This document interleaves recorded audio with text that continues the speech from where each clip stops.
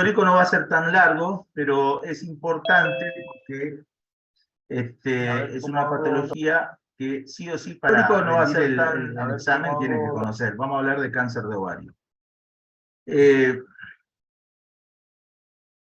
¿Ya dieron cáncer de endometrio, cáncer de oh, voy a poner así porque esto me pasó exactamente con la otra. Como lo tengo grabado, se me va. No, ves que yo lo tengo grabado en voz, esto, entonces se me va pasando. ¿Cómo tengo que hacer para que no se me pase? Mostrarlo desde acá. Lo muestro de ahí. Sí. Listo. La... Bueno.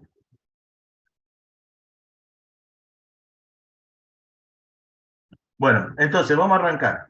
Cuando hablamos de cáncer de ovario, yo no sé si ustedes ya vieron, lo que les quería preguntar es si vieron otro tipo de cáncer, ¿sí? Cáncer de mama, cáncer de útero, ¿ya vieron? Sí, sí, profe, ya los vimos. Sí, profe.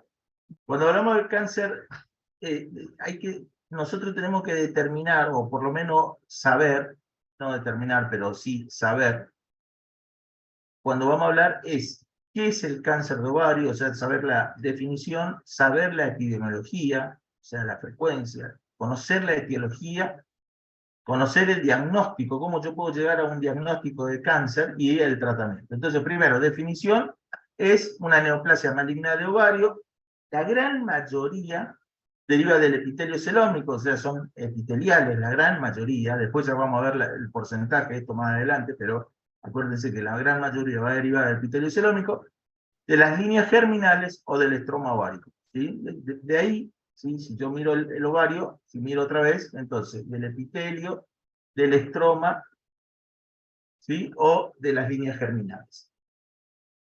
Entonces, primero, antes que nada, tenemos que conocer lo que es la característica del ovario, cómo es el ovario. ¿Sí? En condiciones normales es muy difícil palpar al examen clínico, porque es un órgano que está profundamente ubicado en la pelvis, puede crecer volúmenes importantes y no tener síntomas. Entonces, ¿qué significa esto? Los ovarios, ya habrán visto ustedes cuando habrán entrado a quirófano, ¿vieron? La gran mayoría sí. Los ovarios están al costado del útero, pero no están así al costadito, sino están al costado para atrás, ¿sí? Al costado, pero para atrás del útero. Entonces están profundamente encajados en la pelvis. Entonces, cuando empieza a crecer, como es generalmente de tipo asintomático, nos encontramos con tumores enormes, ¿sí? Que pueden crecer y dar volúmenes muy grandes. Esto es muy importante porque es pregunta que yo siempre hago en el examen. Hasta la fecha no existe un método para detectar una transformación premaligna. O sea, ¿qué significa eso? No existe ningún método de screening. ¿Qué método de screening conocemos para detectar cáncer? ¿Qué método conocemos? El del HPV, o sea, el Uno, PAP, bien. HPV, PAP, cáncer el de de la mamografía. bien, la mamografía. Bueno, entonces esos son métodos de screening, siempre hablando de ginecología, ¿no? Esos son métodos de screening que nosotros podemos detectar lesiones precancerígenas, ¿sí? Podemos detectar lesiones en el cuello, como lesiones de alto grado, lesiones de bajo grado, que son el HSIL, el LSIL. Podemos detectar lesiones en la mama, las microcalcificaciones atípicas, etc. Entonces, estas dos herramientas que tenemos, el test de HPV Papá Nicolau más la mamografía, nos va a servir para detectar estas lesiones premalignas. Ahora, con respecto al ovario, ¿tenemos algo? No tenemos método de screening, y por eso una de las características es que el diagnóstico del cáncer de ovario es un diagnóstico tardío. ¿Por qué? Uno que dijimos, no hay método de screening, y el otro, lo que hablamos recién anteriormente, en el punto 2, que dijimos que son órganos que están profundamente metidos en la pelvis, y entonces cuando agarra, cuando ya tiene un tumor y empieza a crecer, generalmente son asintomáticos. Ya cuando da síntomas es porque nos encontramos con un tumor bastante avanzado. ¿Entendieron eso? Hasta la fecha, entonces, acuérdense, no tenemos método de screening para cáncer de ovario, y generalmente, cuando se descubre, era lo que yo estaba diciendo, una neoplasia maligna, esta ya ha excedido los límites del ovario, que eso lo vamos a ver después con el tema de la estadificación del cáncer de ovario. Ahora, fíjense que fíjense que el 90% de los tumores malignos se derivan del epitelio celómico. ¿Se acuerdan en la definición, cuando comenzamos a hablar, le decían que la gran mayoría son de tipo epiteliales, ¿sí? El 70-80% del cáncer se va a diagnosticar en estadio avanzado. Y con respecto a la epidemiología, corresponde a un 6% de los cánceres en mujeres, el 27% de los cánceres ginecológicos, pero es el más letal de todo esto. ¿Por qué? Por el diagnóstico tardío. Por eso se mueren más pacientes, ¿sí? Por hacer diagnósticos. Generalmente el diagnóstico que uno, cuando diagnostica un cáncer de ovario, lo hace en el estadio 3 o en el estadio 4. Y el riesgo de por vida de una mujer en tener cáncer de ovario es 1,5% y el riesgo de muerte del 1%. Entonces, en Argentina es el quinto más común de mujeres con 2.300 casos nuevos al año. ¿Estamos? Es la sexta causa de mortalidad por cáncer en la mujer. Cáncer, no cáncer ginecológico, cáncer en la mujer. Y cada año en el mundo se diagnostican casi 250.000 mujeres con cáncer de ovario. Mueren cerca de 140.000 mujeres. Fíjense la epidemiología, fíjense mama, útero, cervix, colon, pulmón, ovario, ¿dónde estamos? ¿Estamos? Después, bueno, páncreas, tiroides, leucemia, etc. Entonces, muy importante, la edad de aparición de los tumores epiteliales rondan aproximadamente a los 60 años, ¿sí? Y la edad de aparición de los tumores germinales en la segunda década, a partir de los 20 años aproximadamente. Entonces, acuérdense, cuando una paciente venga a su consultorio y esta paciente tiene 20 años y tiene una masa sospechosa, ¿sí? Esa masa sospechosa, ¿ustedes qué van a hacer con la masa sospechosa? Pues suponte, ¿en qué tumor voy a pensar yo? Voy a pensar, primero lo que voy a pensar son en los de tipo germinales, ¿sí? En primer medida. Pero en una mujer de 60 años, 70 años, voy a pensar siempre en los epiteliales. ¿Vamos? Con respecto a la etiología, hay dos teorías, hay otras teorías también, pero estas dos teorías son las más por ahí acertadas, que generalmente son derivados de las células epiteliales superficiales. Si yo miro acá, ¿ven el cursor? ¿Sí? Sí, profe. Sí. Esto es las células epiteliales, que era lo que hablábamos, los estirpe epitelial, ¿sí? Que es más frecuente, y los derivados de las células superficiales del epitelio, esta es la célula superficial del epitelio, ¿sí? Y los derivados del epitelio de las trompas. Las fimbrias de las trompas, por eso ya habrán escuchado ustedes que cuando hacen una salpingectomía o una ligadura de trompa, una histerectomía, por otra causa, porque tiene un fibroma, por lo que sea, le sacan las trompas. ¿Tá? ¿Por qué? Porque lo que es una de las teorías es que el cáncer de ovario proviene, es derivado del epitelio de las trompas. Entonces, cuando vos aprovechás en una paciente hacer una histerectomía por otra causa, ya le sacás la trompa para prevención del cáncer de ovario. Si tenés que hacerle una ligadura de trompa, pues la paciente quiere ligarse las trompas, ¿sí? Ya también aprovechar, no solamente la ligadura, directamente le haces la salpingectomía y le sacas la trompa. Entonces prevenís, probablemente, esos son trabajos presentados, lo habían presentado unos alemanes en FIGO, ya hace más de 7 años, donde ellos demostraban con estudios que realmente el origen del cáncer de ovario parece que está en las fimbrias de las trompas. Ahora, por eso yo le pregunté antes de comenzar la charla, si ustedes ya vieron algún tipo de cáncer, porque cuando hablamos de cáncer tenemos que saber los factores de riesgo del cáncer. Cada cáncer es diferente, cada uno tiene sus factores de riesgo diferentes. Para ovario, la edad, ¿sí? Sobre todo 40 años, el mayor porcentaje, habíamos dicho que siempre los tumores mucho más frecuentes en cáncer de ovario son los epiteliales, son las que aparecen mayor de 60 años. La ovulación reiterada sin hijos, o prácticamente pocos hijos, o sea, la nuliparidad es un factor de riesgo, el uso de inductores, la obesidad, consumo de grasas, el asbesto, el talco por vía ascendente, y la herencia sobre todo, la que están asociados a algunos oncogenes, como el oncogen que es el BRCA1, BRCA2, que generalmente no va a dar el síndrome de Lynch. Esto después averíguenlo, qué es el síndrome de Lynch, yo les voy a preguntar a ustedes, esto lo voy a dejar como consigna, ¿sí? ¿Qué es el síndrome de Lynch? Bueno,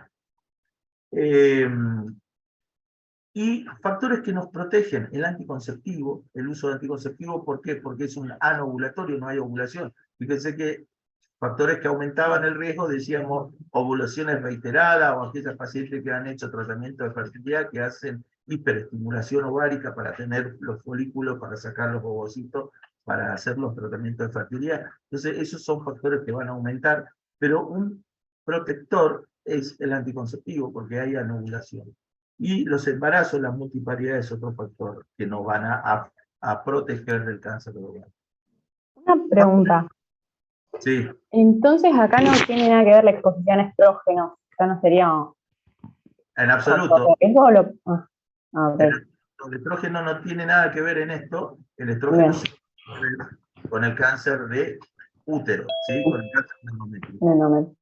Okay. Bueno, entonces, los factores predisponentes, habíamos dicho, si yo tengo un oncogen, porque tengo una herencia, habrán escuchado ustedes el famoso caso de la actriz, la mujer Angelina Jolie, que se había hecho la mastectomía, la adenomastectomía profiláctica, y se hizo la oophorectomía bilateral profiláctica, porque le dio un BRCA1, un BRCA2 alto, con un 70% de riesgo de cáncer de mama, cáncer de ovario o cáncer de colon.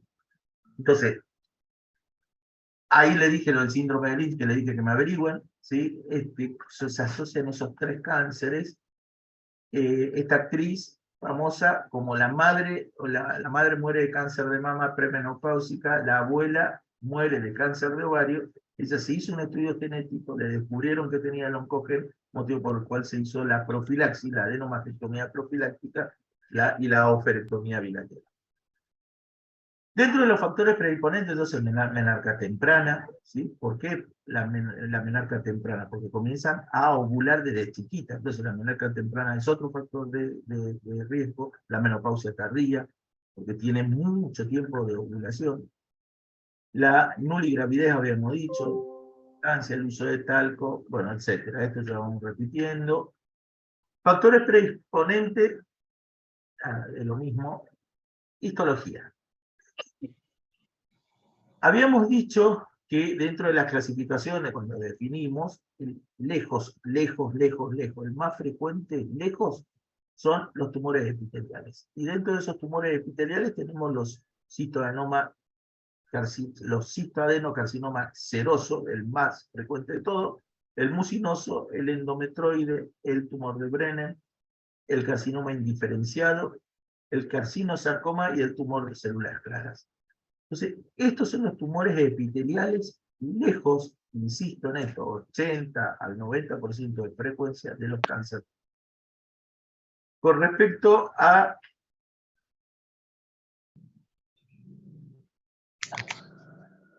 diagnóstico. El diagnóstico, ¿sí?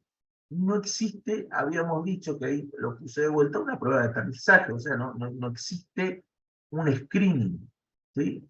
El diagnóstico lo hacemos con examen físico, examen ginecológico y con imágenes. Fíjense, si ven mi cursor acá dentro de la imagen, fíjense que esto es un quiste de tipo complejo. ¿Por qué? Porque tiene bordes irregulares, acá hay excrescencia, y fíjense esta vegetación que hay, contenido líquido, y esta vegetación sólida hacia adentro. Esto nos habla de, y el Doppler, la hipervascularización, De hecho, esto nos habla, ¿sí?, de un tumor complejo altamente sospechoso de una masa anexial de un cáncer. Lo mismo el de abajo, fíjense lo mismo, esta imagen que se ve acá esticulada, esto es unas vegetaciones, acá hay otro tipo de vegetación, un borde irregular, anfractuosos, quísticos sólidos. Entonces, estas son características ecográficas de que te hablan de alta sospecha de tener un cáncer, esa imagen que sea un carcinoma ovárico. ¿Cómo son los síntomas? ¿Cómo van a consultar? Generalmente son vagos, de tipo inespecífico, algunas molestias. Pues no se ha demostrado que el uso de la ecografía pélvica detecte tempranamente un cáncer, salvo que ya veamos así cuando sea un quiste más grande, con esa excrescencia, con esa tumoración, que sea de característica compleja, ahí sí tenemos alta sospecha de que pueda ser una lesión maligna, pero siempre es un diagnóstico presuntivo. Presuntivo significa que no es definitivo, ¿sí? Yo presumo que puede ser una lesión neoplásica. Yo tengo que hacer el diagnóstico definitivo. ¿Sí? El diagnóstico definitivo, el diagnóstico de certeza, es la anatomía patológica. Y dentro del diagnóstico, que no nos va a decir que directamente que es un cáncer, pero sí nos va a ayudar para aproximar al diagnóstico y sobre todo al seguimiento de la enfermedad, son los marcadores tumorales. Y en este caso, el CA125 se va a utilizar sobre todo como seguimiento. Me va a aumentar ese marcador tumoral cuando estamos hablando de los epiteliales, dentro de los cánceres epiteliales. Me va a aumentar el valor del CA125, pero a mí me va a servir, sobre todo me va a servir para el seguimiento de esta paciente. ¿Sí? Yo a esta paciente, después de su cirugía, después de su tratamiento, si va a quimio o no, después de todo su tratamiento, yo la voy a tener que seguir con dos cosas: con el examen ginecológico más las imágenes, y con lo otro es con el marcador tumoral, que no me aumente ese CA125. Entonces, habíamos dicho que tiene que tener ciertas características ecográficas que sugieren malignidad. Que sean tumores mixtos, que sean sólidos, sea sólido quístico o sólido. La bilateralidad es otra de las cosas que aumenta la posibilidad de que sea maligno. Que sea multitabicado y que los tabiques sean tabiques gruesos, que tengan un espesor de mayor de 3 milímetros, que tenga excrescencia, como habíamos visto en la ecografía anterior, vegetaciones, que sea mayor de 10 centímetros, que tenga cistis, que tenga involucramiento de la pared del estroma del ovario y que tenga índice de baja resistencia en el Doppler, porque, o sea, eso te habla de una neovascularización. El tumor crece por dos cosas, ¿sí? Oxígeno que necesita, por eso hace neovascularizaciones, por eso están muy irrigados, por eso sangran, neovascularización, y necesitan glucosa. Entonces, los tumores, para crecer, necesitan los tipos de energía, alimentarse, y necesita oxígeno para crecer el tejido aberrante, ¿sí? El tejido tumoral. Entonces, esto es muy importante para cuando nosotros estudiemos los pacientes con tumoración anexial, ¿sí? Ver estas características ecográficas, ¿sí? Que vamos allá, porque la unilateralidad por ahí generalmente se ve más en el benigno que en el maligno. La bilateralidad, habíamos dicho que generalmente son los malignos. Si es quístico, generalmente son benignos. Cuando es sólido o sólido quístico es maligno. Cuando son móviles, benignos. Cuando son más picos adheridos a los planos son malignos. Cuando la superficie es de tipo irregular es maligno. Liso es benigno. Presencia de cistis casi patognomónico de que sea maligno, ¿sí? Nódulos en otros sectores, como un fondo de saco de Douglas, a nivel de los ligamentos uterosacros, etcétera, generalmente son malignos. Y otra característica muy importante de crecimiento rápido, que esa masa empieza a crecer, a crecer, a crecer, a crecer, a crecer, a crecer. Y eso te habla de que probablemente lo que estábamos hablando, el tumor crece. ¿Sí? El tumor crece, por eso tiene la hipervascularidad, y crece el tejido de neoformación. Entonces, hablamos del antígeno, ya dijimos lo que es el CA125, que es producido por el epitelio celómico. El rango normal es hasta 30, 35 unidades por mililitro, ¿sí? Sin embargo, va a depender de la edad también. Y este marcador tumoral no es específico, por eso no nos sirve el diagnóstico, no es específico para ovario. O sea, no significa que yo a una paciente le pida un CA125 por quiste de ovario y me da un poquito elevado, yo digo, no, este es un cáncer. No, porque hay otras patologías como la endometriosis, como la enfermedad crónica inflamatoria, que me van a generar aumento del CA125 también. Es útil, como habíamos dicho, que repetí 14 veces, útil para el seguimiento. Entonces, si yo a ustedes en el final le pregunto, ¿el CA125 me va a hacer el diagnóstico de cáncer de ovario? No. ¿Para qué sirve el CA125? Para el seguimiento del paciente. ¿Sí? Del paciente con cáncer de ovario va a servir para el seguimiento. ¿Sí? Que inicialmente ha tenido un valor elevado, aumentó el CA125, cuando hacemos el tratamiento, ya sea la citorreducción quirúrgica, el tratamiento quimioterápico, lo que sea, esa tumoración va ese aumento del CA125 va a empezar a decaer. Entonces, me va a servir a mí para el seguimiento de que no esté apareciendo otra recidiva o otra recurrencia del tumor. El 50% de los estadios iniciales elevan el marcador tumoral, ¿sí? Y el 80% del cáncer de ovario lo elevan. Entonces, cuando yo tengo un cáncer de ovario, tengo un CA125 elevado, y veo una imagen altamente sospechosa, sólido-quística, que tenga excrescencia, que tenga un índice del Doppler de baja resistencia, todo eso son todos elementos positivos que me hagan pensar a mí que esta es una paciente altamente sospechosa, que esa imagen sea un cáncer. Entonces, ¿quién me puede elevar el CA125 que le había dicho yo? La endometriosis, una neumonía, una hepatitis, una pancreatitis, una enfermedad pélvica inflamatoria, el cáncer de ovario, obviamente, algunas miomatosis uterinas, sobre todo las miomatosis que son de tipos, los miomas tipo subserosos, ¿sí? Y las ovulaciones también. Fíjense, ¿ven esta imagen? Esto es el útero, esta es una trompa, esta es la otra trompa, esta es la otra trompa, este es un tumor en una masa anexial, ¿sí? Este es el otro ovario. Esto por la paroscopía. ¿Entendieron la imagen? Sí, sí. Esto acá adelante está la vejiga, acá atrás viene esto, es el recto, todo esto es una masa abdominopélvica. Entonces, el tratamiento del cáncer de ovario siempre es quirúrgico. El objetivo es realizar una citorreducción óptima y posteriormente completar con tratamiento citotóxico, o sea, con quimioterapia. Entonces, esto es muy importante que entiendan, porque esto siempre yo pregunto en el examen. ¿Cómo es el tratamiento del cáncer de ovario? Es quirúrgico. Lo que tengo que hacer es una citorreducción óptima. Y entonces ahí yo pregunto, ¿qué es una citorreducción óptima? ¿Sí? A ver, ¿sí? Hola, Rob. Hola. ¿Qué sé? ¿Cómo andás? ¿Cómo andan? Bien. Dale, Bien, bien. estoy en clase. ¿Qué pasó? No, decime. ¿Por qué paciente es? Ah, dale. ¿Listo?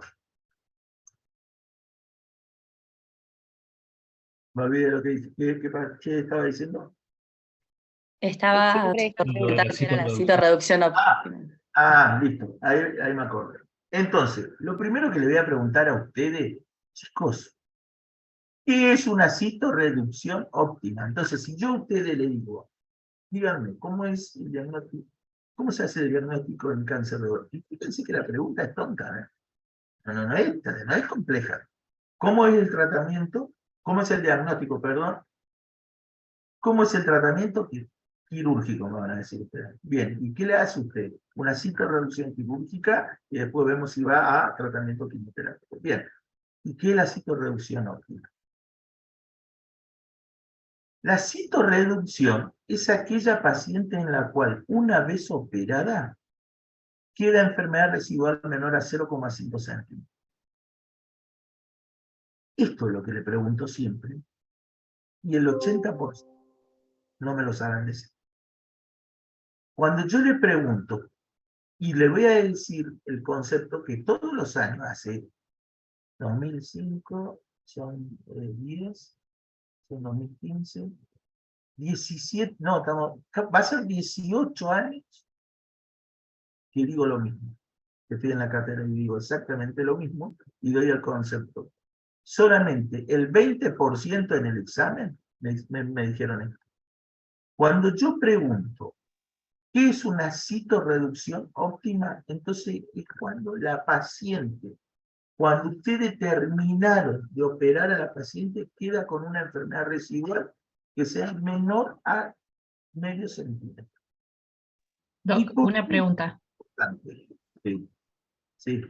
En el libro, en el testa, dice citorreducción óptima, nódulos residuales menor a 1 centímetro. No pasa nada. Eso va variando, puede ser 0,5 a 1 centímetro. No, si vos me decís menor a 1 centímetro, está aceptado, porque eso depende de la escuela. Hay algunos que consideran hasta 1 centímetro, más de 1 centímetro no. Algunos consideran 1 centímetro y otro de 0,5 centímetros. Listo, si no le iba a preguntar de dónde lo podíamos leer. No, está aceptado igual. Ahora, pero ¿cuál es la importancia? ¿Para qué? Ahí va la segunda pregunta, que una vez que ustedes no saben decirme, que le hago la segunda pregunta. ¿Para qué? ¿Cuál es la importancia de saber si esta paciente que usted operó quedó, si usted le hizo una buena cirugía, le hizo una citorreducción quirúrgica, si fue óptima su cirugía, si la citorreducción es la cirugía, ¿sí? Si fue óptima, ¿por qué? Por el pronóstico de esta enfermedad, el pronóstico de esta paciente va a depender lo que usted le hizo en la cirugía, cuánto tumor residual quedó. ¿Entendieron? ¿Por qué? Porque si fue una citorreducción subóptima, suponte, tenía una masa de 20 centímetros y saqué 15 centímetros y dejé 5 centímetros, entonces es una citorreducción subóptima, el tratamiento posterior neoadyuvante va a tener muy mala respuesta. Si yo operé y dejé una paciente, hice una muy buena citorreducción, saqué todo, no le quedó absolutamente nada de tumor, o le quedó un tumor residual de 1 centímetro, si quieren, 1 centímetro, la respuesta oncológica va a ser muy buena. La respuesta oncológica, me refiero a la respuesta del de los quimioterápicos. ¿Entendieron esto? ¿Entendieron por qué la importancia? Sí, sí. Si yo tengo un tumor así de grande y yo saco solamente esta bocha y dejo todo esto, es una cirugía subóptima. ¿Sí? Entonces, ¿para qué tengo que operar al paciente? Porque yo lo tengo que estadificar al paciente, saber en qué estadio de la enfermedad se encuentra. Por eso le pregunté, ¿ya vieron los otros tumores? Sí. Fíjense que los otros tumores que ustedes vieron, cuellos, cervix, endometrio, mama, todos tienen estadificaciones, todos los tumores tienen estadificación. Entonces, el estadiaje del cáncer de ovario no es justificable realizar paracentesis a menos que exista asiste atención o paciente que presentan disnea, ahora le voy a explicar por qué puse esto, en cuyo caso debe realizarse paracentesis descompresiva. ¿Qué significa esto? ¿Cómo generalmente se van a presentar estas pacientes? ¿Ustedes saben cómo vienen estas pacientes con cáncer de ovario? Son las mujeres de 60 años, 65 años, 70 años, que parece que vienen embarazadas, con una masa pélvica gigante, porque tienen no solamente la masa del tumor de ovario, sino tiene así. Entonces, cuando vienen con esto, ¿qué le pasa? Va a una guardia. ¿Por qué? Porque no pueden respirar. ¿Por qué? Porque tiene esa masa así, entonces les cuesta respirar. entonces va a la guardia. Y la macana más grande, para no decir el cagadón, la macana más grande es hacer una paracentesis, aspirar para que pueda respirar mejor. Yo ahí lo que hago es contaminar todo. Si hago una paracentesis para sacar el líquido, puedo cambiar el estadio de esa paciente. Entonces no hay que hacerla. La única manera, y por eso lo puse acá, que se justifique descomprimir ese abdomen con una paracentesis, con una punción, ¿sí? Que es la paracentesis, la única manera es que la paciente no pueda respirar, que esté con insuficiencia respiratoria por esa masa. Bueno, va a tener que descomprimir porque, o si no va a terminar intubada. Pero es lo único que se justifica eso. Después no hay justificación de punzar y sacar líquido del abdomen. ¿Estamos?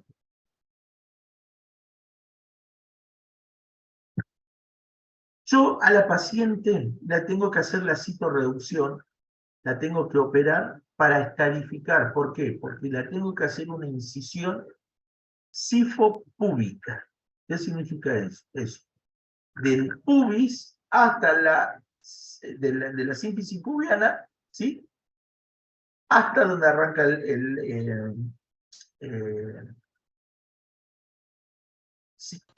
sifopúbica, hasta que arranca el esternón, ¿sí? Entonces tengo una incisión mediana infraumbilical con prolongación, una supraumbilical que me llegue hasta el inicio del esternón. Y tengo que abrir todo el abdomen y tengo que revisar todo lo que ese abdomen tenga implantado. No solamente esa masa anexial gigante, ver el útero, ver el otro ovario, ver el epiplón, ver el hígado, ver el epiplón, ya dije, ver los flancos, ver todo el peritoneo, porque yo tengo que hacer la citorreducción para que sea óptima. Yo si le saco solamente el tumor, ustedes imagínense, yo me encuentro con esa masa, le saco el tumor y esa masa suponte que me da 10 centímetros. Pero no revisé el abdomen y tengo un implante en el flanco derecho de 8 centímetros y fue una cirugía subóptima, porque estoy dejando tumor, entonces le cambio el pronóstico a esa paciente. Esa paciente va a andar muy mal en su quimioterapia, va a seguir teniendo enfermedad y se va a morir. Entonces, ¿qué tengo que hacer? Explorar todo el abdomen. Entonces, Perdón, sí. cuando se dice que entonces la resección óptima, por así decirlo, como esta reducción, ¿implicaría como área total o solamente está hablando del ovario? No sé si me entiendo. No. Cuando hablamos de una citorreducción óptica, significa sacar toda la enfermedad donde esté. Y que te quede como mínimo 1 centímetro. De todo en general. Perdón. Perfecto. De toda la enfermedad, implante, lo que sea. Si vos tenés todo implante si tenés implante en epiplón, tenés que hacer la aumentectomía. Tenés implante en toda la masa, tenés que sacar la masa entera, sacar los 2 ovarios, sacar el útero y hacer la linfadenectomía. Sacar epiplón, ¿sí? Entonces, vos tenés que sacar, y por eso hay que inspeccionar. Entonces, ¿cómo se hace? Incisión supraumbilical e infraumbilical. Biopsia de lesiones sospechosas. De todo lo que sea sospechosa hay que biopsiar y resecar. Inspección y biopsia del diafragma. Omentectomía infracólica, tengo que sacar el aumento. Linfadenectomía selectiva pélvica y lumboaórtica o paraórtica, que es lo mismo. En ausencia de implantes, suponte que no haya implante en cavidad abdominal, tengo que hacer biopsia al azar del peritoneo, ya sea espacios paritocólico derecho, izquierdo y espacio prevesical y de Douglas. A ver. Sí, hola. Listo, chao.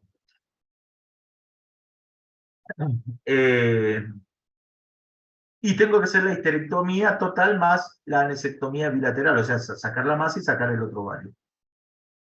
Repaso. Incisión.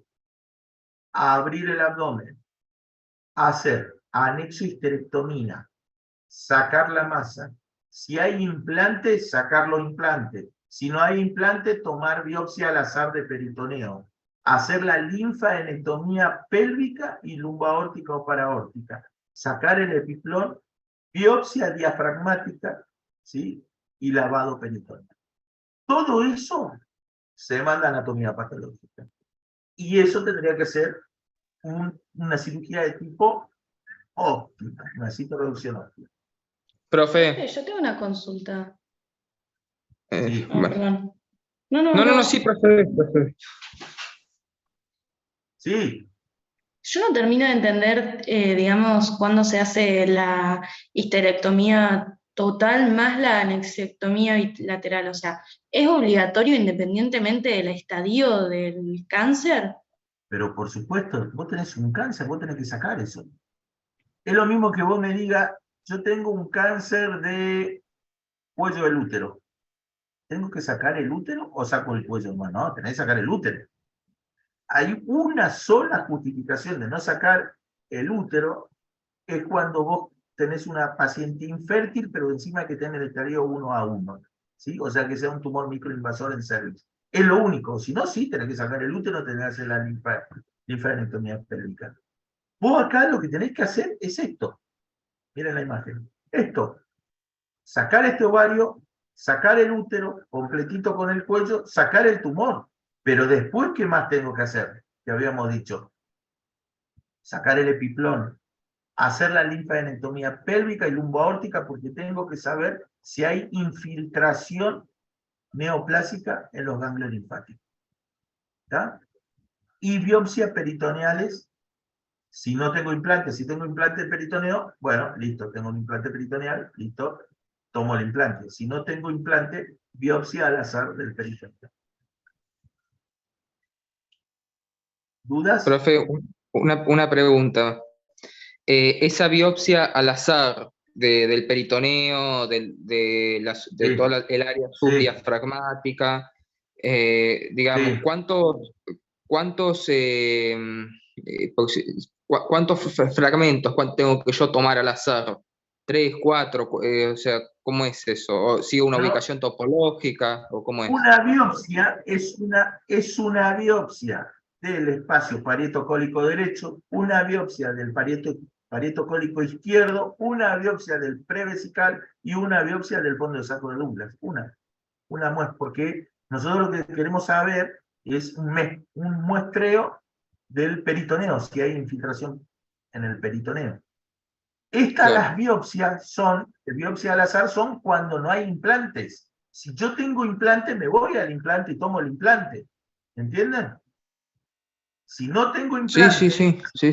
A ver, se lo voy a mostrar acá. Con imágenes mejor. Si yo tengo esto, que no hay implante, tengo que tomar la biopsia. Tomo biopsia acá del peritoneo, ¿sí? Vesico vaginal, tomo acá en el Douglas, tomo acá en los parietocólicos, tomo acá en el otro parietocólico. ¿Está? Pues no tengo implante. Ahora, si tengo todo implante, tomo el implante y saco el implante. Está bien, profe. ¿Estamos? Bien.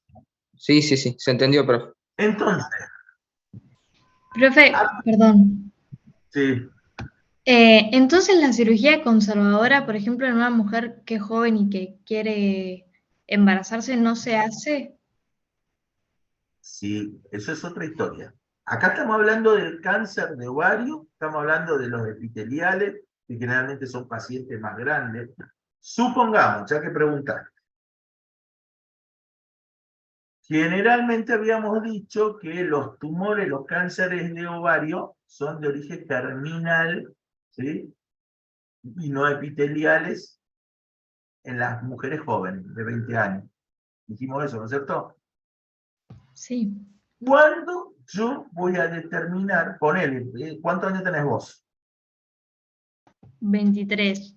Listo. Venís vos con 23 años al consultorio y venís con una masa de 10 centímetros.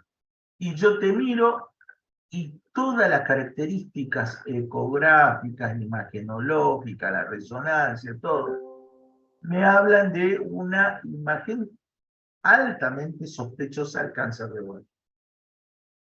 Yo lo que tengo que hacer ahí es, vos sos nulípara, no tenés hijos. Entonces, vos querés tener hijos. Yo tengo que sentarme con vos y decirte, ¿se puede conservar? Lo que tengo que hacer, sí, es sacar esa masa, sacar ese ovario, esos 10 centímetros que tenía, y dejar el otro ovario y el útero para que te quedes embarazada al toque, buscar el embarazo cuanto antes, que nazca tu hijo, y la idea es que tenga un hijo, no vas a tener 5 hijos, porque te va a morir antes, el cuarto ya te morís. Entonces, que tenga un hijo y después terminar con la cirugía. ¿Entendieron? Ahora, esto siempre y cuando nos pongamos de acuerdo y yo te ponga bien al detalle todo el riesgo que vos tenés en buscar ese embarazo. ¿Sí? ¿Por qué? Porque estamos atrasando el tratamiento. El tratamiento es subóptimo, el que te voy a hacer, pues te voy a sacar solamente un ovario, te voy a dejar el útero y puede haber implante después. ¿Por qué? Porque después nace tu hijo, tiene 6 meses tu hijo, yo te reviso de vuelta y tenés implante. En el piplón, en hígado, todo, y te vas a morir. ¿Entendés? Entonces, es muy importante explicar al paciente los riesgos que uno asume por el tema de la fertilidad, de conservar la fertilidad. Entonces, ahí se charla, se explican los riesgos, el paciente asume su riesgo, ¿sí? Pero después hay que finalizar, porque tenés un cáncer invasor. Siempre esto estamos hablando de carcinomas invasores, no estamos hablando de tumor borderline ni quiste simple, ¿sí? Estamos hablando de cáncer. ¿Alguna duda? No, ahora sí se entendió, gracias. Listo. Sigo. Entonces, a pesar que el estadiaje es quirúrgico, ¿por qué es quirúrgico el estadio? Porque tengo todo abierta la panza y veo, che, está comprometido un ovario, está comprometido el útero, está comprometido el epiplón, tiene comprometido el hígado. Entonces ya sé qué estadio es. Acá hay un conglomerado ganglionar en la pelvis. Entonces, cuando miremos el estadio, ya sé qué estadio es. Entonces, si yo a ustedes en el examen, otra pregunta que siempre hago, si a ustedes en el examen le pregunto, ¿cómo se hace la estadificación del cáncer de ovario? ¿Qué me van a decir ustedes? Quirúrgica. Quirúrgica, ¿sí? La estadificación es quirúrgica, es con la panza abierta y ves todo el compromiso que tiene. Bueno, seguimos. Entonces, a pesar que el estadio es la estadiaje es quirúrgica, previo a este debe realizarse un detallado estudio. Obvio, yo tengo que saber, obviamente, TAC de tórax, porque si ya tengo un estadio 4 de cáncer de ovario, porque suponte tenga imágenes en pulmón. Entonces, ese es, estadio 4, listo. ¿Sí? Ya ahí puedo hacer el estadio con las imágenes. La eco transvaginal, la resonancia con contraste de abdomen y pelvis, el CA-125 y valoración gastrointestinal si la clínica lo sugiere. O sea, es ir preparando todo el paciente. Fíjense esta masa. Es una resonancia, ¿sí? Que adquiere todo el abdomen. Un tumor. Yo tengo que FIGO, la Federación Internacional de Ginecología y Obstetricia, hace la clasificación y los estadios de la enfermedad. Y esto lo van a tener que saber, porque es muy importante, porque de esto va a depender el tratamiento que yo voy a hacer. Yo le voy a nombrar 2 estadios, pero son 4 estadios, y ustedes lo tienen que saber, porque en base a eso ven cómo 2 cosas van a ver. El tratamiento a seguir y el pronóstico de esta paciente. No es lo mismo un estadio 1A que un estadio 4. El pronóstico del 4 se muere a los 6 meses, el estadio 1A tiene una sobrevida mayor del 85%. ¿Entienden esto? Cuando yo hablo de un estadio 1, estoy hablando que está limitado a los ovarios. Fíjense esta imagen. Esta imagen sería un estadio 1. Está en este ovario, en el ovario derecho. ¿Me siguen? Sí. Sí, profe. El estadio 1 se clasifica en estadio 1A, B y C. ¿Sí? El 1A es, el crecimiento está limitado a un ovario con cápsula intacta y no hay asisti que contenga células malignas. O sea, no hay líquido en cavidad que sea positivo. Por ejemplo, este puede ser estadio 1A. No, Porque vemos que digamos, las formaciones van más allá de la cápsula del ovario.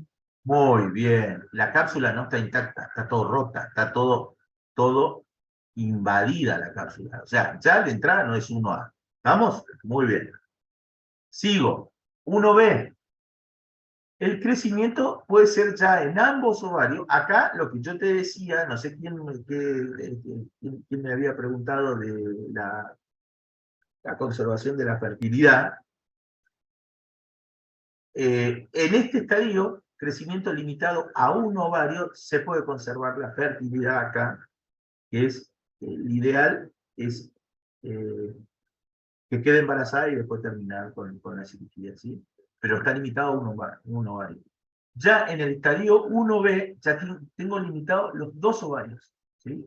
Ahí ya es, ¿por qué? Porque ¿cómo hago para que se quede embarazada si tiene los 2 ovarios con tumor, con cáncer, ¿sí? Puede quedarse ¿Se puede embarazada. implantar, profe? ¿Eh? ¿No se puede implantar? ¿Qué cosa? ¿Qué? En... ¿Una FIP, decir una fertilización in vitro? ¿O implantar qué? Claro, implantar el embrión en el Una útero. fertilización in vitro, una fertilización in vitro.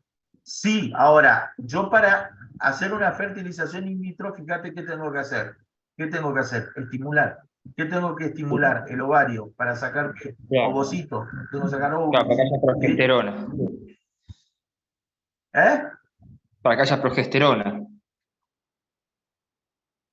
No, progesterona es para el endometrio.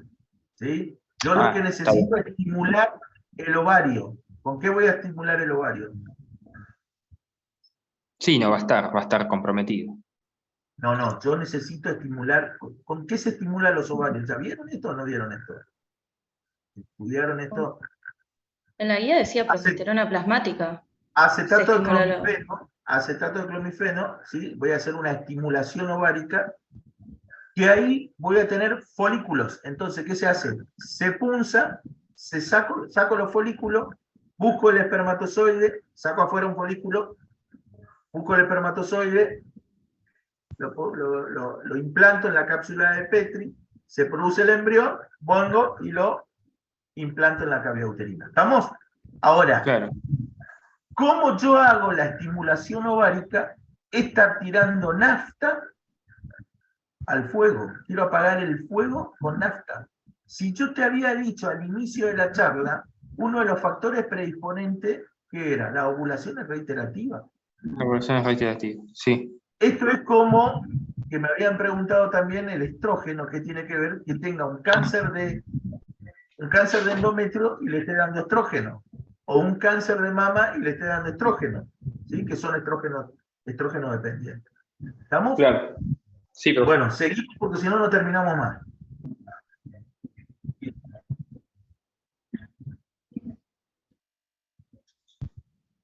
Ah, perfecto. Esa es otra historia. Totalmente, ¿sí? Esa es otra historia, ¿sí?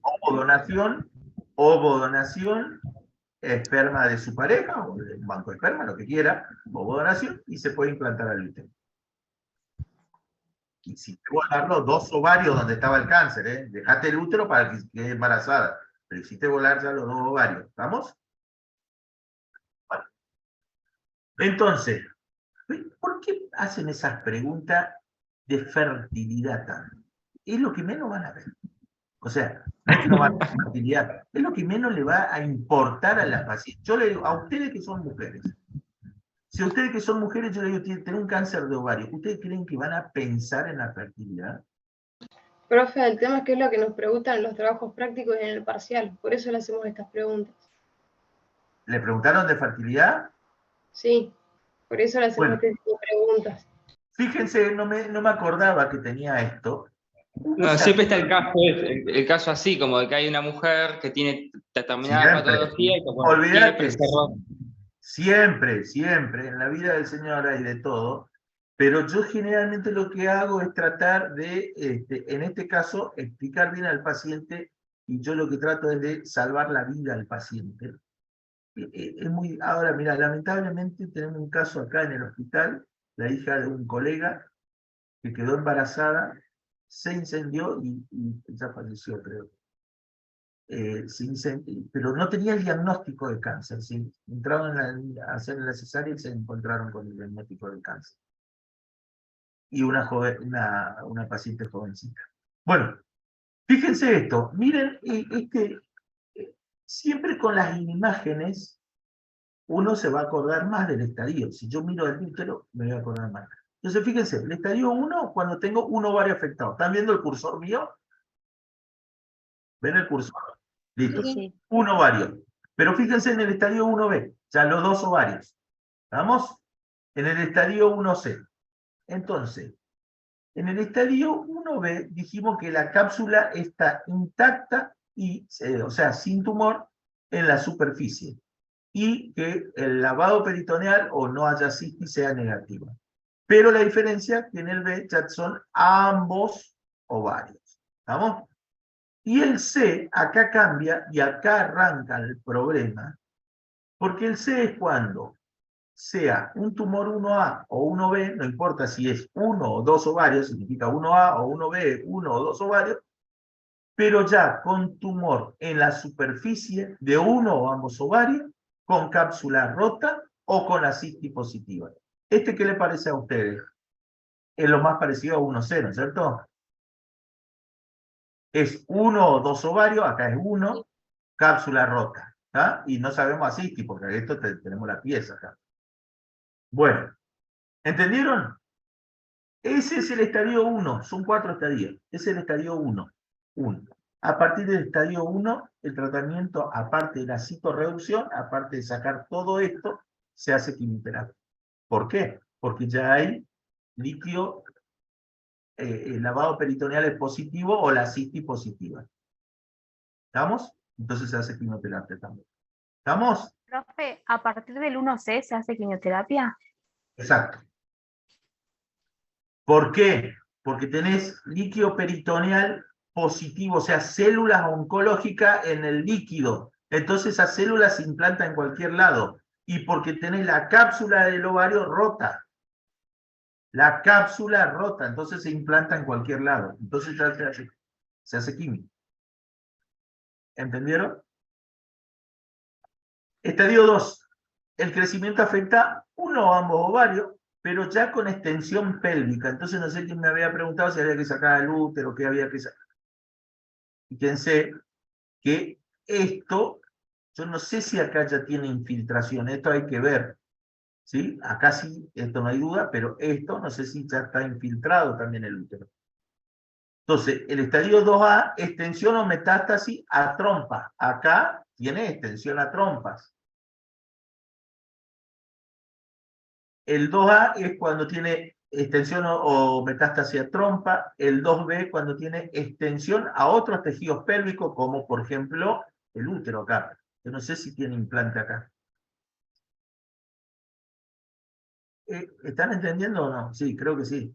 Y el C, el 12 es extensión en la trompa, extensión en cualquier tejido pélvico, ¿sí? Pero con tumor en la superficie de uno o ambos ovarios con cápsulas rotas o con ascitis que contenga células malignas positivas. ¿Está? Estadio 3. El tumor afecta a uno o ambos ovarios con implantes peritoneales. Acá yo ya entro y ya tengo implantes. Esta cosa, así, cosas redonditas, implantado en el peritoneo. Estas cosas redonditas en todo el peritoneo. ¿Sí? Implantes peritoneales. Fuera de la pelvis puede estar en el parietocólico. Por eso yo le dije, ¿dónde se toman las biopsias?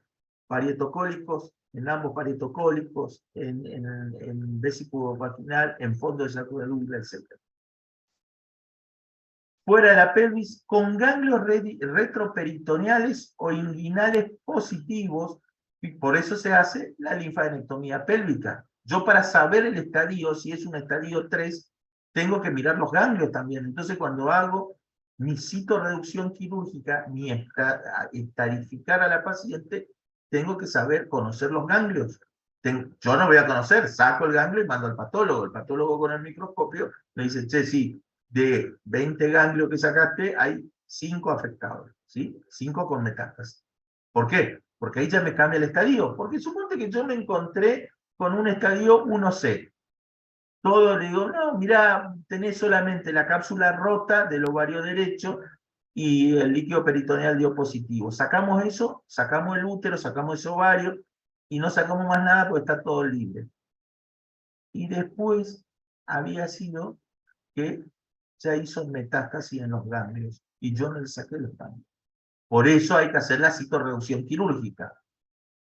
Anexo histerectomía, linfadenectomía pélvica, linfadenectomía lumboaórtica, biopsia peritoneal de implantes, y si no tiene implante, biopsia peritoneal al azar, y biopsia diafragmática. Y omentectomía, sacar el epiplón. ¿Ah? Lavado peritoneal si no hay ascitis. Si hay ascitis, se toma el líquido. Si no hay, se lava el peritoneo y se aspira. ¿Entendieron? Sigo. Doc, yo tengo una pregunta. Sí. Luego de hacer la cirugía, la citorreducción, ¿cómo se determina exactamente que fue óptima? Porque más allá del examen patológico que nos va a dar el resultado, ¿cómo sabemos que no nos comimos un implante y nos quedó? O sea, Muy bien, cuando tengamos el resultado final de la anatomía patológica. Claro, pero vuelvo a lo mismo. Macro... ¿Eh? Yo me como un implante, digamos, no vi que había una siembra. A ver. Pero por eso, mire, no. Si hay siembra, no te puedes comer. Si hay una siembra peritoneal, te va a buscar. El problema está en el caso que yo te di, ganglios, ponele. ¿Sí? Que tenga invasión a los ganglios. Por eso hay que sacar los ganglios. ¿Entendés? Por eso, si hay microinvasión en el peritoneo, y yo no lo veo, porque yo no tengo un microscopio en el ojo, por eso se toma la biopsia peritoneal. Y ponerle que no haya cisti, tengo que lavar, entonces yo no sé si hay célula oncológica libre en el abdomen. Entonces hago el lavado peritoneal y aspiro ese lavado y mando. Yo macroscópicamente voy a decir, me encontré con esto, hice una citorreducción quirúrgica óptima. ¿Por qué? Saqué todo el tumor, saqué el útero, saqué el otro ovario, saqué el epiplón, saqué los ganglios, y no tenía nada en los peritoneos, pero saqué también y mandé a analizar. Hice una citorreducción óptima. A la paciente le digo de tipo macroscópica porque saqué lo que estoy viendo. Ahora, voy a esperar que me diga el patólogo, ¿sí? Y el patólogo me va a decir, che, los ganglios, todo negativo, la biopsia peritoneal negativo, el líquido peritoneal que mandaste negativo. Entonces ahí fue citorreducción óptima. Y si me dice, el líquido peritoneal vino positivo, significa que tengo, ¿qué significa? Tengo células peritoneales positivas, o sea, ¿qué va a significar eso? Esta mujer, yo no le puedo sacar toda el epiplón, perdón, todo el peritoneo. Entonces, ¿qué hago? Tratamiento oncológico con quimioterapia. De ahí la importancia de la citorreducción. Si yo no sé operar, y me voy, y no sé tratar a esta paciente, y me voy un ginecólogo general que hace, y le hace solamente una quistectomía, o le puede sacar el útero y esto, pero no hace el resto, estamos al horno. Estamos al horno con la paciente, porque no sabemos si tiene implante peritoneal, no sabemos si tiene células peritoneales positivas, no sabemos el estado del peritoneo, no sabemos cómo están los ganglios, porque no está hecho la linfadenectomía. No sabemos si hay implantación en el omento, porque no hicieron la omentectomía en el epiplón. No sabemos cómo está el diafragma, porque no hay biopsia diafragmática. Entonces no fue una citorreducción quirúrgica de tipo óptima, ¿sí? Fue una cirugía subóptima. Bueno, sigo porque si no, no termino más, chicos. Bueno, los estadios lo van a leer ustedes, lo tienen que aprender, ¿sí?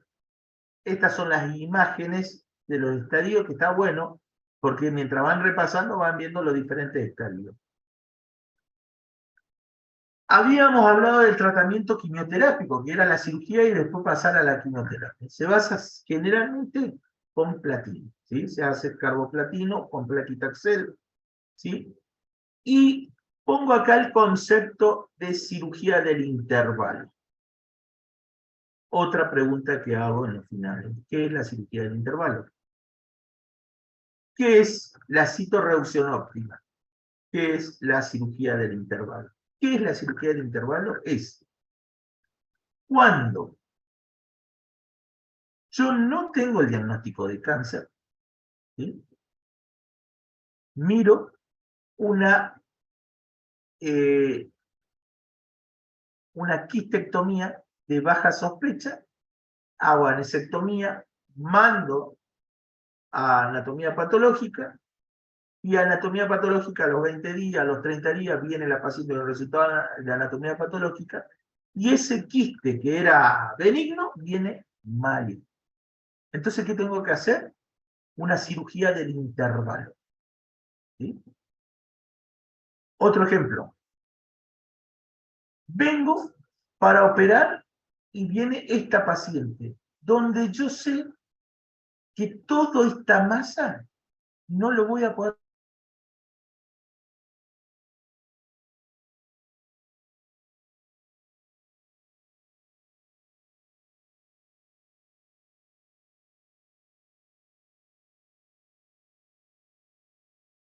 Afectación en ambos ovarios, tiene una masa gigante, irresecable.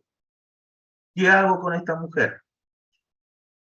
La mando, entro, tomo una biopsia, confirmo que es un carcinoma y la mando a hacer quimioterapia.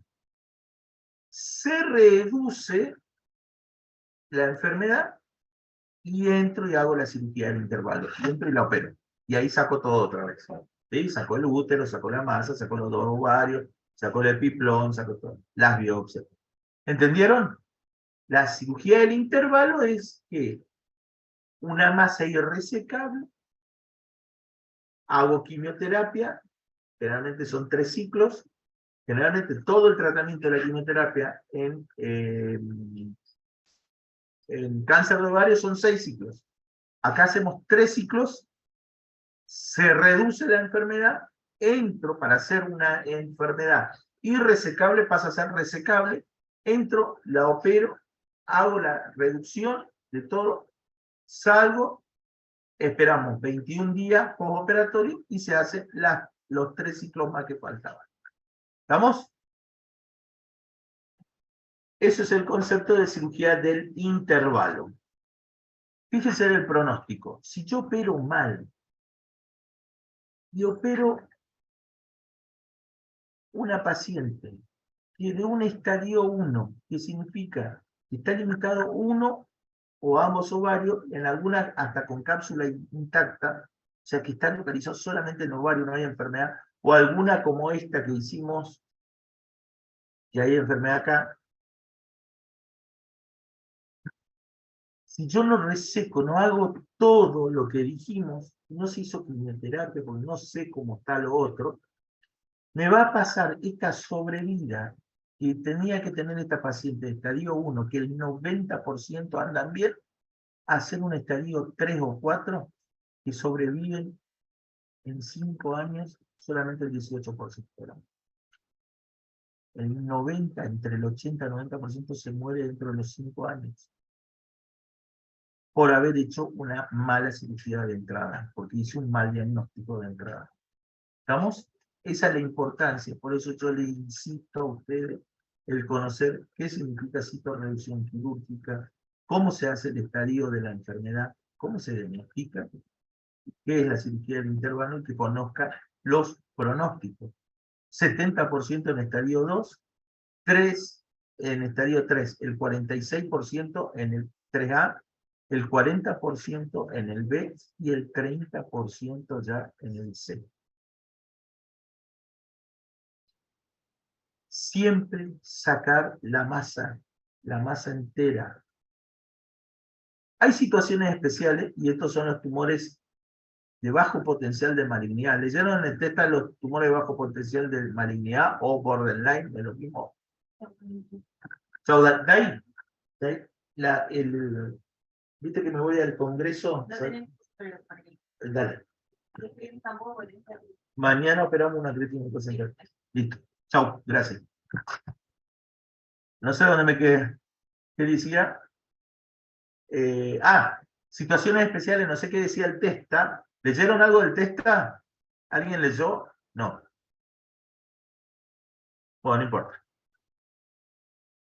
Los tumores de borderline o tumores, van a leer como tumores bajo potencial de malignidad. Son cánceres. Son cánceres. Con baja potencial de malignidad, pero es un cáncer. ¿Sí? Ese es un tumor de borderline. Y dentro después, ya fuera, porque es especial, los ponen porque los germinales habíamos dicho que está entre un 15% más o menos. Ahí tenemos los digerminomas, que van a elevar la láctico deshidrogenasa. Por eso, si viene una señora de 65 años, yo le voy a pedir un marcador tumoral, el CA125, porque voy a pensar por la edad, porque sé que eso aparecen después de los 60, 70 años, los epiteliales. Entonces le pido el CA125. Si viene esta chica que me habló hoy con 23 años, con una masa grande, le voy a pedir LDH, porque tengo que pensar en los terminales, por la edad, ¿sí? Elevan la láctico deshidrogenasa. Tumor es los disgerminoma. Tumor del seno endodérmico, elevan la alfa-fetoproteína. El coriocarcinoma eleva la unidad beta de la gonadotrofina coriónica humana. ¿Sí? Y el teratoma inmaduro. Entonces, yo cuando viene una chica joven, tengo que pedirle la subbeta de la gonadotrofina coriónica humana, tengo que pedirle la alfa-fetoproteína, tengo que pedirle la láctico deshidrogenasa, y lo que me faltó acá pedir el CA, el carcinoma embrionario.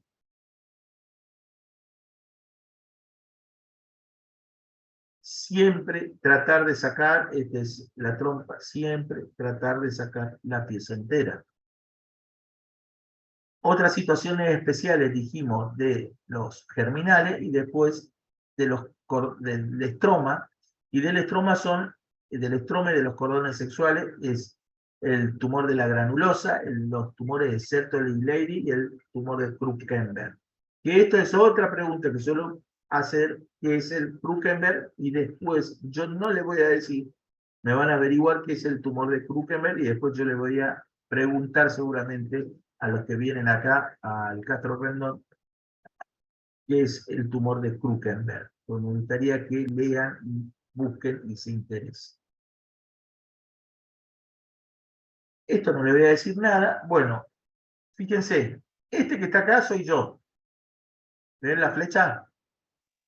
Sí. La Sí. masa es importante sacarla entera. Fíjese este tamaño, cómo va a ser. Se va a presentar la paciente, se va a presentar con un abdomen que parece una embarazada. Fíjese el tamaño de este tumor. Bueno, listo. Profe, una pregunta. Sí. ¿El tratamiento de los tumores germinales y los del estroma es igual al de los epiteliales? ¿Citorreducción y quimioterapia? Sí, dependiendo del estadio siempre. Claro, está bien. Sí, hola, sí. No, ya se retiró ella,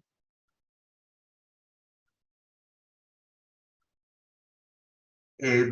Llamala mañana por teléfono, por favor. Listo, chao. Todo siempre va a depender, no importa que sea germinal o epitelial, va a depender del estadio. Si yo tengo un estadio 1, tengo la suerte de tener un estadio 1, que tengo cápsula intacta, yo te hago esta imagen que tengo, solamente acá con la cápsula intacta. Fíjense que el útero es chiquitito, ¿sí? Es una mujer grande, vamos a decir una vieja, es una mujer grande, ¿sí? Un útero chiquitito, atrófico. Esto es un golazo, porque acá no va a ir a quimioterapia, ¿sí? Acá voy a sacar esto, anexo histerectomía, sacar esto, ¿sí? Las biopsias, el lavado, la linfa y listo. ¿Entendés? Pero probablemente, depende. Ahí yo no le puedo confirmar al paciente va a seguir a quimio. No, ¿Por qué? Porque si yo le digo al paciente, está todo bien, te curé, no vas a hacer nada, le estoy mintiendo. Tengo que esperar el resultado del patólogo que me diga, che, ¿viste la biopsia que me mandaste de acá del vésico uterino? Sí, tiene implante. ¿Viste el ganglio que sacaste de acá, los ganglios pélvicos? Uno tiene una microinvasión. Entonces, ahí me cambia el estadio. Este estadio que era 1A, que pensábamos que estaba todo, me encontramos a un estadio 3C. Ahí tengo que hacer quimio. Por más que acá se veía espectacular. ¿Entienden la diferencia? Sí. Sí, pero Bueno, quiero decirle lo último y terminar, por eso dejo esta imagen, que habrán escuchado o habrán oído lo que es la congelación. ¿Saben lo que es la congelación? No. La biopsia por congelación. La biopsia por congelación. ¿Saben lo que es? Sí, es cuando uno tiene al patólogo adentro del quirófano. Adentro o en la misma institución, supongo. Bueno, se hace, a medida que el cirujano va operando, se retira el tejido y el patólogo lo va mirando al microscopio y le dice dónde están los márgenes libres, digamos. No, primero te confirma si es un tumor o no, si es un cáncer bueno, o no. sí. Y después te dicen los márgenes que sacaste están libres o están afectados. Bueno, claro. Muy bien, muy bien. Congelar una pieza, este ejemplo vamos a dar de su compañera que dijo de que tenga un germinal de 10 centímetros, el ejemplo que habíamos dado. Si viene esta mujer con 23 años al consultorio, viene con un quiste de este tamaño, un tumor anexial de este tamaño, yo no puedo ser un psicópata de agarrar y sacar todo el útero, todo, sacar eso, y después me viene que fue un dermoide.